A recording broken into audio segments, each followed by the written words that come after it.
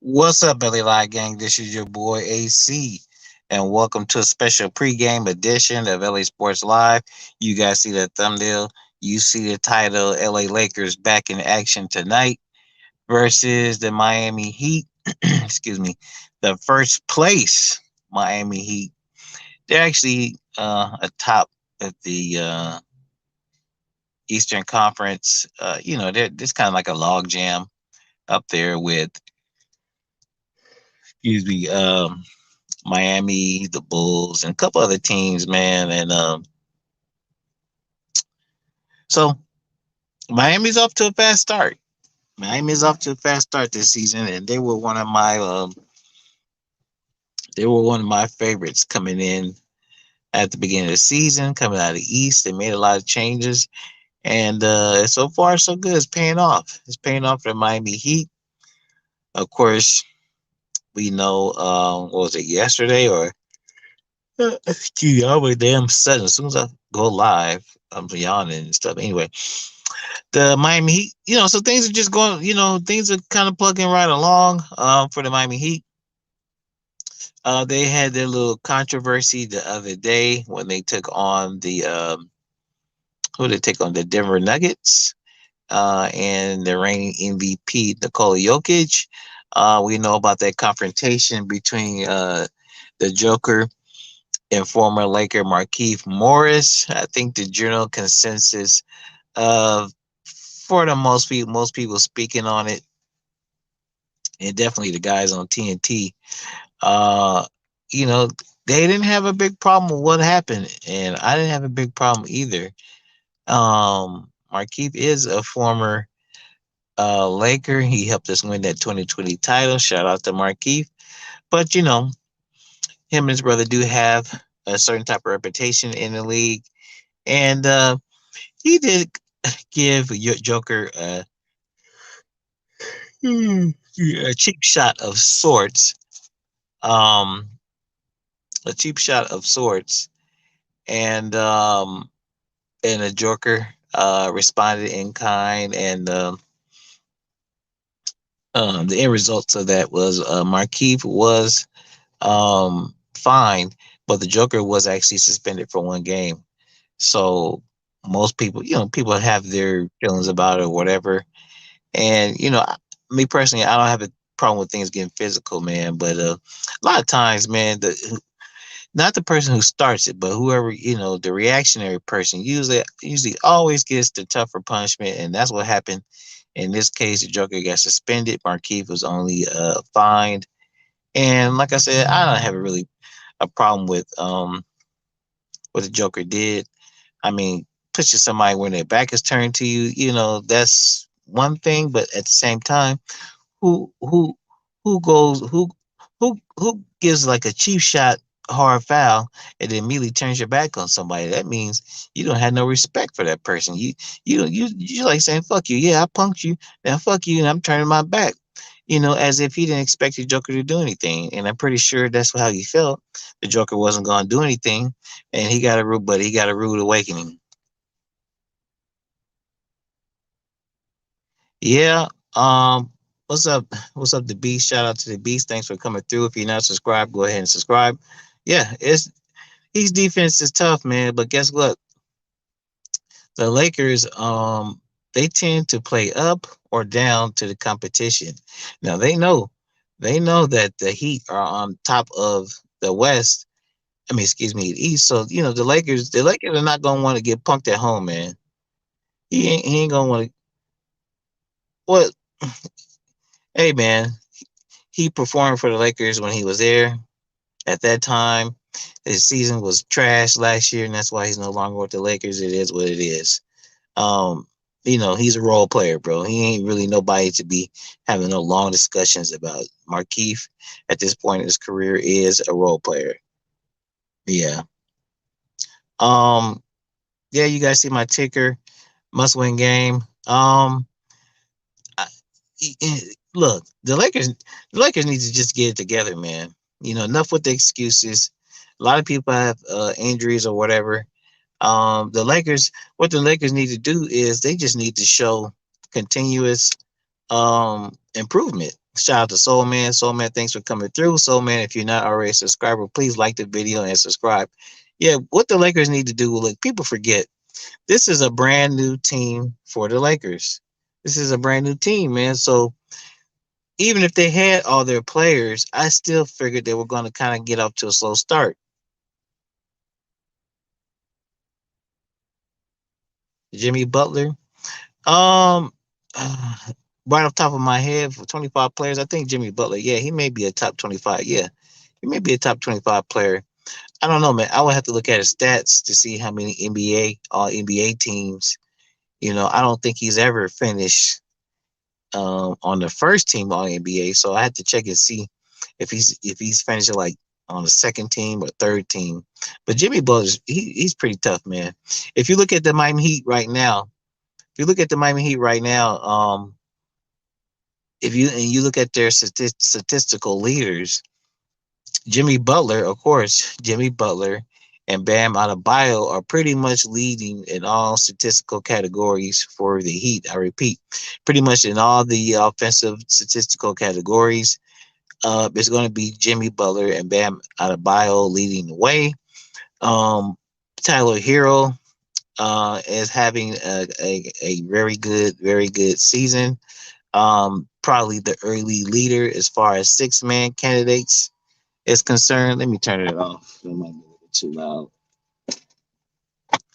Yeah, he's one of the league leaders for six man of the year candidate. So we'll see what he's doing.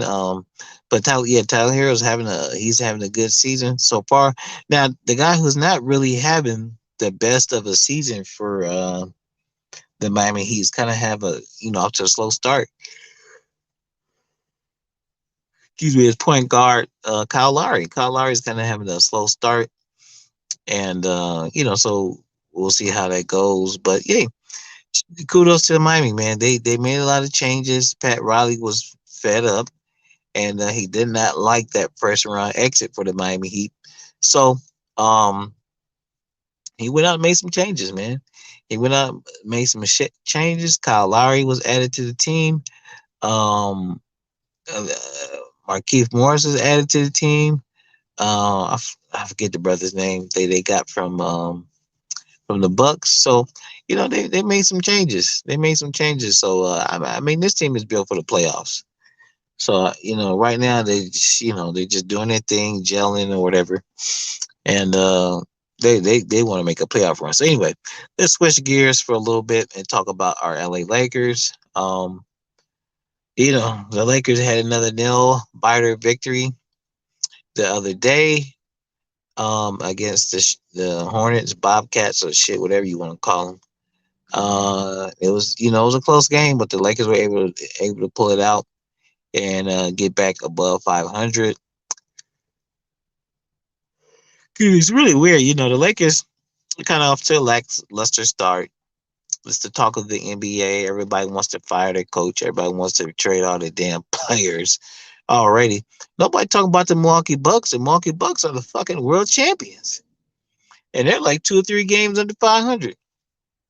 Last time I checked, so it's like you know, so many people want to talk and have all these comments and concerns about the Lakers, but here you are with the world champions. They're currently sitting at a. Last time I checked, the Bucks were 2 games below 500. I think they won yesterday, so it might be one game. But here, hell, Bucks have been struggling, but you don't hear nothing about that. But Russell Westbrook had one bad game. Oh man, the world's going to end for the Lakers.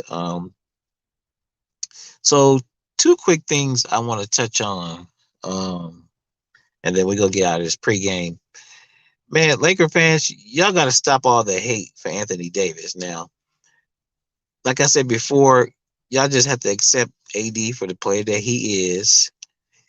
He is not what most people want him to be. He's not, like I say, he's not a Shaq. He's not a goddamn Kareem. He's not even a damn Pau Gasol. He is what he is, man. You want to call him soft, you call him soft. But look what happened in Portland. AD played what 7 minutes. He had the stomach virus or whatever, throwing up and carrying on. He didn't come back. He took a whipping in the media. AD took a whooping on the media and here on YouTube. And so he comes back in the next game against the Hornets and he toughs it, he toughs it out. Had a pretty good game, 30 point plus game. And his stomach is still not completely settled because they did say that he did throw up a couple times throughout that game. And I know you guys saw that video of him in the tunnel throwing up and the shot, throwing up during the game versus Charlotte.